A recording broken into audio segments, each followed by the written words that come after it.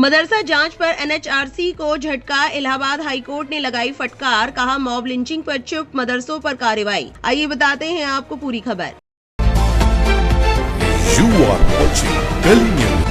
Allahabad high court ने राष्ट्रीय मानवाधिकार आयोग यानी एनएचआरसी के काम करने के तरीके पर कड़ी टिप्पणी की है। लाइव लॉ की रिपोर्ट के मुताबिक कोर्ट ने हैरानी जताते हुए कहा कि आयोग उत्तर प्रदेश के मदरसों की जांच जैसे मामलों में तो दखल दे रहा है, लेकिन मॉब लिंचिंग, भीड़ हिंसा और सतर्कतावादी हमलों जैसे गंभीर मामलों में खुद से कार्रवाई करने के उदाहरण सामने नहीं आते। ये टिप्पणी जस्टिस अतुल श्रीधरन और जस्टिस विवेक सरन की बेंच ने एक याचिका की सुनवाई के दौरान की। लाइव लॉ की रिपोर्ट के मुताबिक ये याचिका टीचर्स एसोसिएशन मदारिस अरबिया की तरफ से दायर की गई है, जिसमें साल 2025 में एनएचआरसी के उस आदेश को चुनौती दी गई है जिसमें उत्तर प्रदेश के 558 सहायता प्राप्त मदरसों की जांच आर्थिक अपराध शाखा से कराने को कहा गया था। दरअसल आयोग के पास जो शिकायत पहुंची थी उसमें आरोप लगाया गया था कि कुछ मदरसे नियमों का पालन किए बिना सरकारी फंड ले रहे हैं। साथ ही ये भी कहा गया कि अल्पसंख्यक कल्याण विभाग के अधिकारियों की मिलीभगत से रिश्वत और कमीशन लेकर अयोग्य शिक्षकों की भर्ती की जा रही है। लेकिन याचिकाकर्ता ने हाईकोर्ट में कहा कि कथित घटनाओं के 1 साल से ज्यादा समय बीत जाने के बाद आयोग के पास जांच के आदेश देने का अधिकार नहीं है। लाइव लॉ की रिपोर्ट के मुताबिक इससे पहले कोर्ट इस आदेश पर अंतरिम रोक भी लगा चुका है। सुनवाई के दौरान हाईकोर्ट ने कहा कि पहली नजर में ऐसा लगता है कि राष्ट्रीय और राज्य मानवाधिकार आयोग उन मामलों में भी दखल दे रहे हैं जो उनके अधिकार क्षेत्र में नहीं आते। अदालत ने तीखी टिप्पणी करते हुए कहा, यह अदालत इस बात से अवगत नहीं है कि मानवाधिकार आयोग ने ऐसे मामलों में स्वतः संज्ञान लिया हो जहाँ सतर्कतावादी समूह कानून अपने हाथ में लेकर नागरिकों को प्रताड़ित करते हैं या विभिन्न समुदायों के लोगों के आपसी संबंधों को लेकर उन्हें परेशान किया जाता है। आगे कोर्ट ने ये भी कहा कि जब मुस्लिम समुदाय के लोगों पर हमले, मॉब लिंचिंग या एफआईआर दर्ज न होने और जांच ठीक से न होने जैसी घटनाएं सामने आती है,